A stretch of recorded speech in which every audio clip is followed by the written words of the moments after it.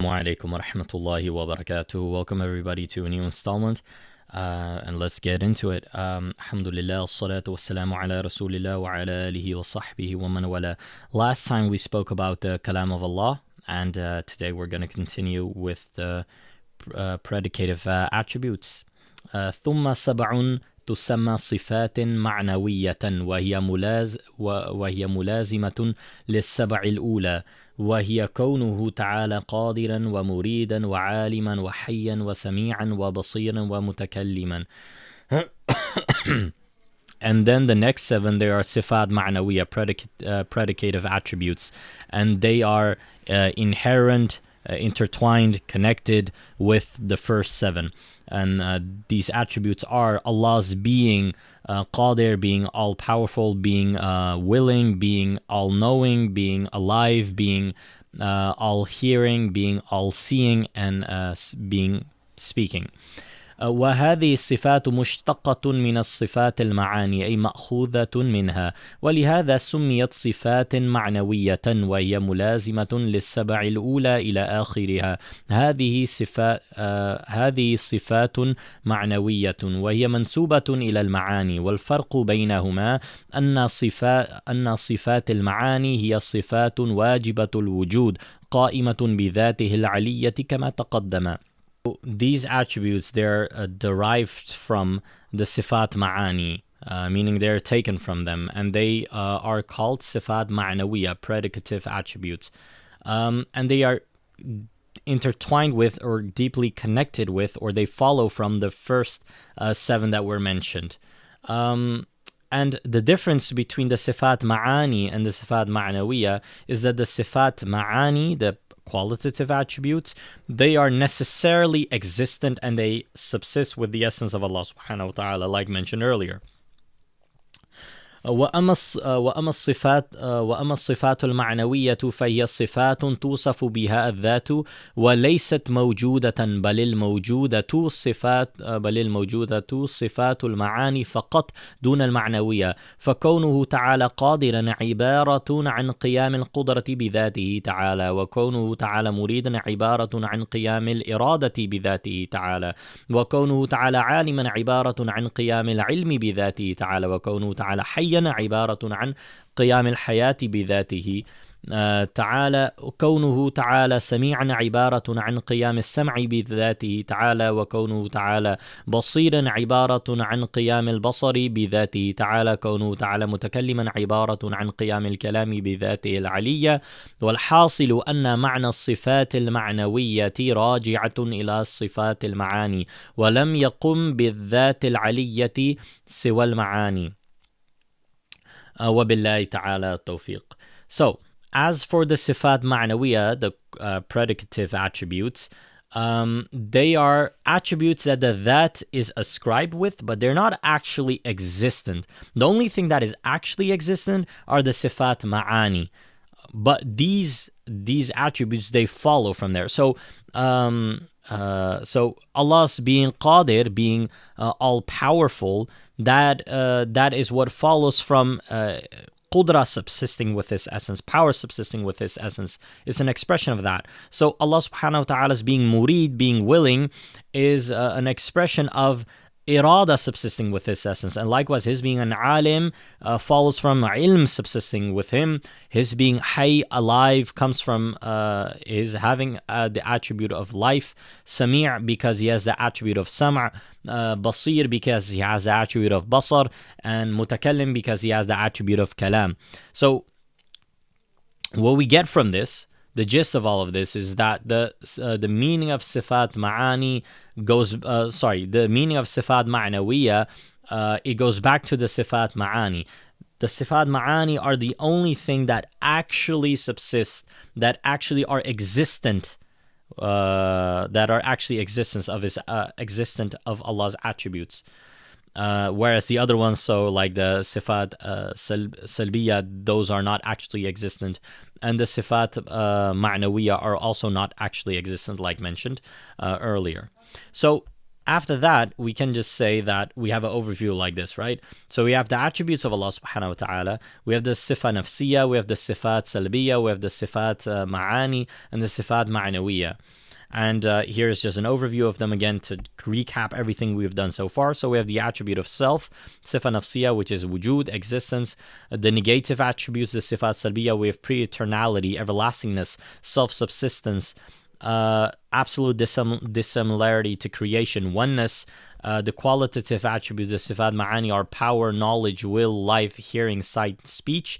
And the predicative attributes, which follow from the qualitative attributes, is Allah's being all-powerful, being all-knowing, being all-willing, being living, alive, all-hearing, all-seeing, and speaking. So that is just kind of close off this chapter with regards to the necessary attributes for him. Now, then we proceed. And the Musannif Imam Sunusi, he says, ومما يستحيل في حقه تعالى 20 صفة وهي أضداد 20 الأولى وهي العدم والحدوث وطرول العدم. So he says, and some of what is impossible for Allah subhanahu wa ta'ala are 20 attributes, and they are the opposite of the first 20 ones, which were necessariness, right? And so those will be non-existence, contingency, and non-existence becoming non-existent.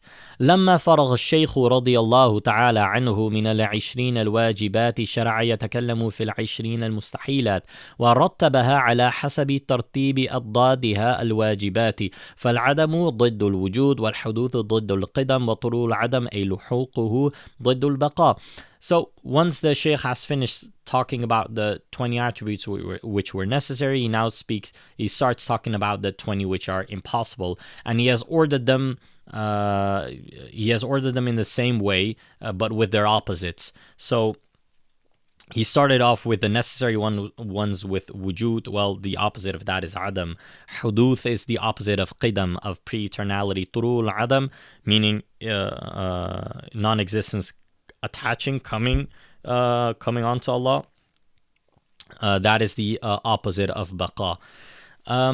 قوله والمماثلة للحوادث بأن يكون جرما أي تأخذ ذاته العلية قدرا من الفراغ. So what is also impossible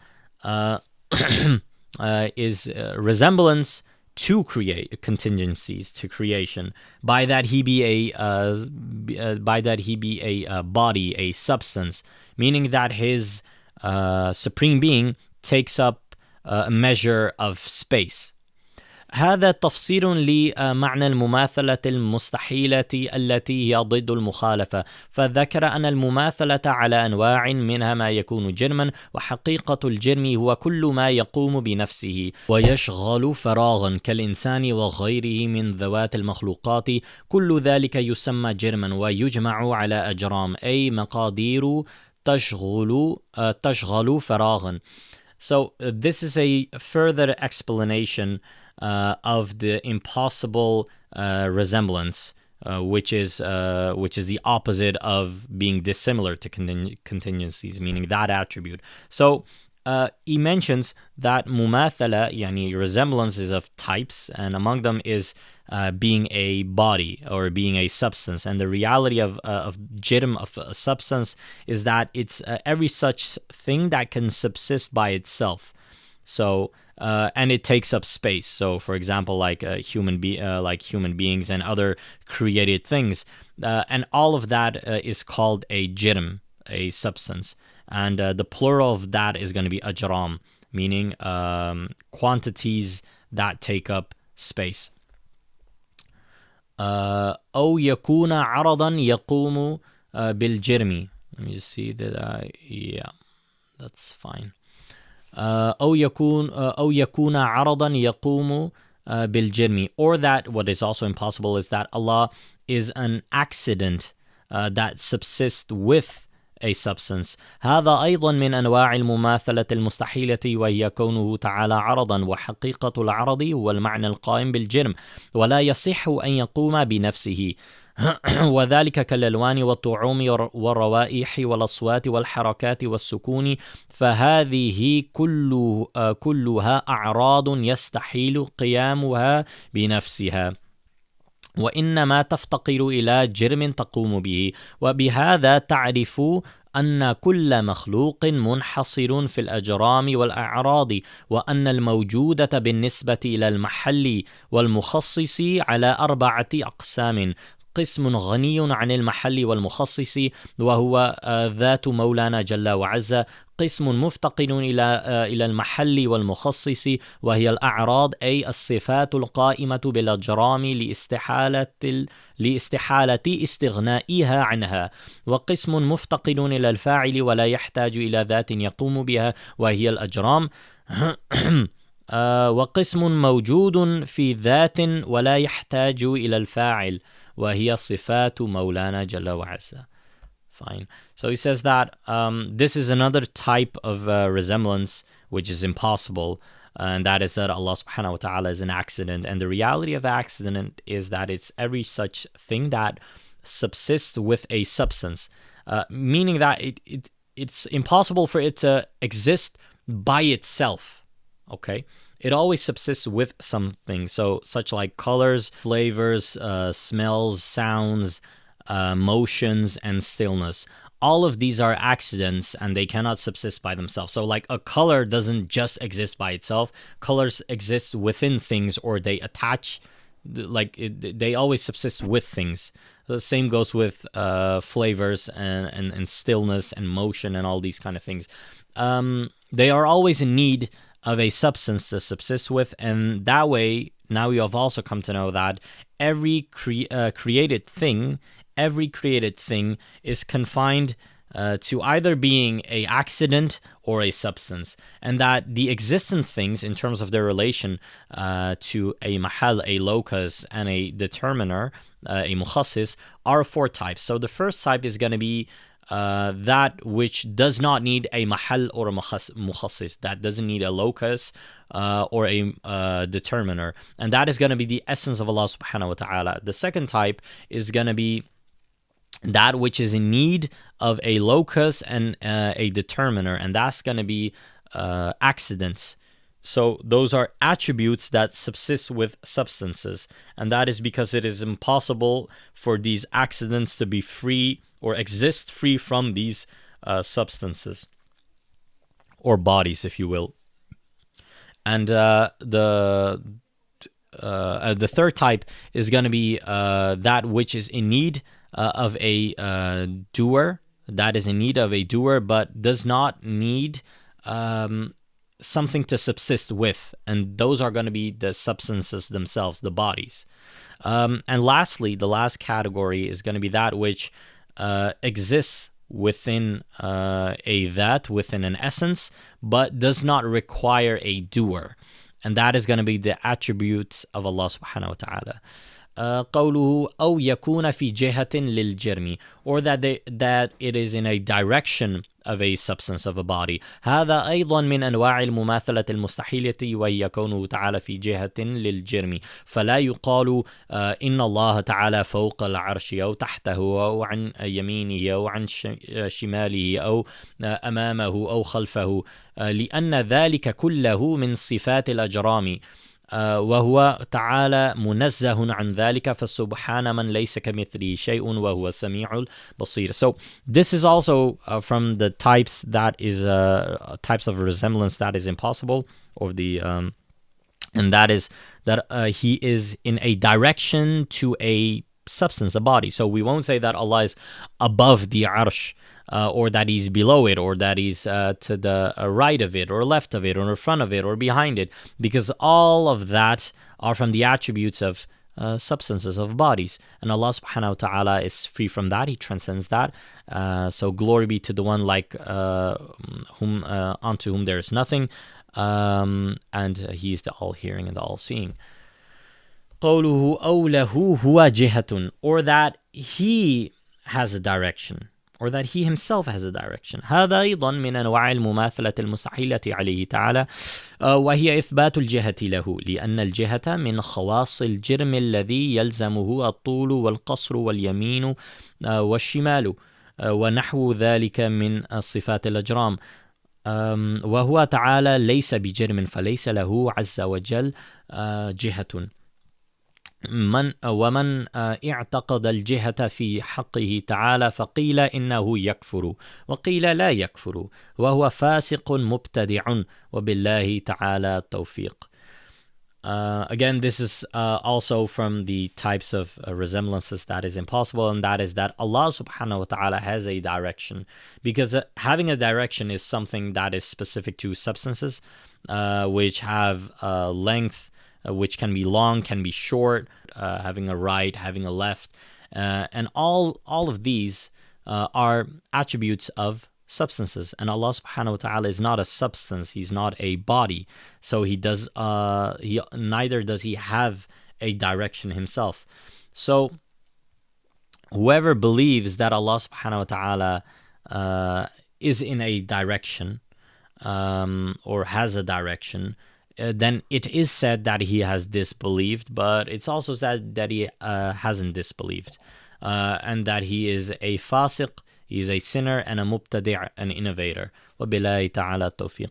I've translated an article regarding this from Al-Izz bin Abd salam regarding the laity that believe that Allah subhanahu wa ta'ala is in a direction, and I will link that in the comments so you can have a look at that inshallah. أو يتقيد بمكان أو زمان, or that he's confined within a space or time. يعني أنه يستحيل عليه استقراره تعالى على المكان كالعرش مثلا، لأن الأمكنة محدثة لا يستقر عليها إلا مفتقر إليها، فهو تعالى لا يحل في مخلوق، ولا يجاوره ولا يقابله ولا يلامسه ولا يلاصقه. ولو حل ربنا في مكان لكان محتاجا إلى المكان، ولو احتاج إلى المكان لعجز عن تكوين المكان وغيره. وكل كائن في مكان لا يخلو من ثلاثة أوجه، إما أن يكون أصغر من المكان، أو مقدورا بتقدير المكان، أو أكبر منه. ومن كانت هذه صفاته جاز عليه التحيز والخصوصية بالجهة، وكان وجوده وجودا على التقييد لا وجودا على الإطلاق، فيلزم أن يكون جسما، وبهذا تعرف استحالة تقييد وجوده بالزمان، لأن وجوده تعالى مطلق أزلي، وزمان حادث، لأنه عبارة عن حركة الفلك، أو عن اقتران حادث بحادث. وقد كان الله ولا شيء معه، وهو الآن على ما عليه كان، فسبحان الغني عن المكان والزمان. Right. So, meaning that it is impossible that Allah subhanahu wa ta'ala settles within a place, like the throne, for example, because all places are contingent, and only that which is in need of it settles within a place. And Allah subhanahu wa ta'ala doesn't indwell creation. Allah subhanahu wa ta'ala doesn't adjoin anything, he doesn't face anything, he doesn't touch anything, nor does he follow after anything. And were Allah subhanahu wa ta'ala to indwell a place or a space, he would be in need of that. And if he were in need, then he would be of that space, he would be incapable of creating that or anything else. And everything that is within a space, it is going to be in one of the following three circumstances, basically. Either it's going to be smaller than that place, either it's going to be in equal measure to it, or it's going to be bigger than it. So whoever has these attributes, then it is possible for it to be confined or be specific in a direction. And his existence would then be confined. It wouldn't be unrestricted. And then it would follow that it is a body, it's a jism. So now you have also come to know the impossibility of restricting the existence of Allah subhanahu wa ta'ala with time, because his existence is unrestricted and pre-eternal or eternal. And zaman and time, on the other hand, is contingent. Okay, because it is it means the changing of, or the moving of celestial bodies, or the connecting of two contingent events. Okay, whereas Allah subhanahu wa ta'ala was and there was nothing with him, and he is now as he used to be. So glory be to the one who is free from needing space and time. أو تتصف ذاته العلية بالحوادث، أو يتصف بالصغر أو الكبر، أو يتصف بالأغراض في الأفعال أو الأحكام. يعني أنه يستحيل قيام الحوادث بذاته تعالى العلية واتصافه بالصغر أو الكبر، وما في معنى ذلك من الألوان والأكوان، لأن ذلك كله من خواص الأجرام. وكذلك اتصافه تعالى بالغرض في فعله أو حكمه مستحيل، فلا غرض له في فعل شيء ولا في تحليل شيء أو تحريمه. فلو كان له تعالى غرض في شيء لزم أن يحتاج إلى تكميل غرضه، أو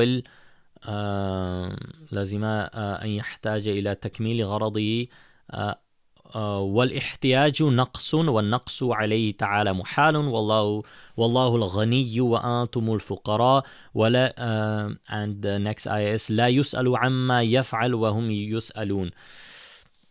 So it is also impossible that Allah is ascribed or described with contingencies, or that he's ascribed with smallness or largeness, or that he's ascribed with having motives in his actions or rulings. Meaning, it is impossible for contingencies to subsist with the supreme essence of Allah subhanahu wa ta'ala. It's also impossible to ascribe him with a largeness or smallness or largeness, or whatever is in that meaning, like colors or beings, because all of that is from the specialities of substances. And likewise, it is also impossible and not allowed to ascribe motives to Allah in his actions, or in his actions or in his rulings. Okay, that's also impossible. Allah subhanahu wa ta'ala doesn't have a motive when he does anything, nor when he declares something to be halal or something to be haram. And were he to have a motive in doing anything, he would be in need of fulfilling or completing that motive. And need is a defect, and a defect is impossible for Allah subhanahu wa ta'ala, because Allah is the independent, and all of you are needy, and he's not asked about what he does, whereas they are asked. وكذا يستحيل عليه تعالى ألا يكون قائما بنفسه بأن يكون صفة يقوم بمحل أو يحتاج إلى مخصص. عرفت فيما سبق أن معنى قيامه تعالى بنفسه واستغناؤه عن الذات والفاعل، وضد ذلك احتياجه إليهما، وهو محال كما سيأتي بيانه إن شاء الله تعالى. So likewise, it is impossible for Allah subhanahu wa ta'ala to not be self-subsisting, and that he is a attribute that is an attribute that subsists within a locus, or that he is in need of a determiner. And you already know, based on what we said prior, that the meaning of qiyam bin nafs, so self-subsistence, is that he's free from needing a essence to subsist, within, or he's free from needing a doer, and the opposite of that is needing both of those, which is impossible for Allah subhanahu wa ta'ala, as will follow shortly when we discuss the proofs. وَكَذَا يَسْتَحِيلُ عَلَيْهِ تَعَالَى أَلَّا يَكُونَ واحدا بأن يكون مركبا في ذاته أو يكون له مماثل في ذاته أو صفاته أو يكون معه في الوجود مؤثر في فعل من الأفعال. قد تقدم أن معنى الوحدانية نفي التركيب في ذاته تعالى، والنفي مثل له تعالى في الذات والصفات والأفعال، فضد ذلك وهو عدم الوحدانية في الثلاثة محال وهو المطلوب. So it is also impossible that Allah subhanahu wa ta'ala is not one, by that he be compounded within his essence, or that there's a likeness to him or equal to him in terms of his essence or attributes, or that there's somebody else in existence that is able to affect any action. It's been mentioned prior that the meaning of wahdaniyah is the negation, meaning of oneness is the negation of tarkib in the that, in the essence, and also the negation of a equal or a likeness to Allah subhanahu wa ta'ala in terms of his essence, attributes, and actions. And the opposite of that, which is the absence of wahdaniyah, the absence of oneness in any of these three things, meaning in terms of that, sifat, and af'al, that is impossible, and that is the point. So we'll finish off here and inshallah continue next time. We have a bit left, but otherwise this video will be too long, so we'll continue from page 69 next time. Assalamu alaikum wa rahmatullahi.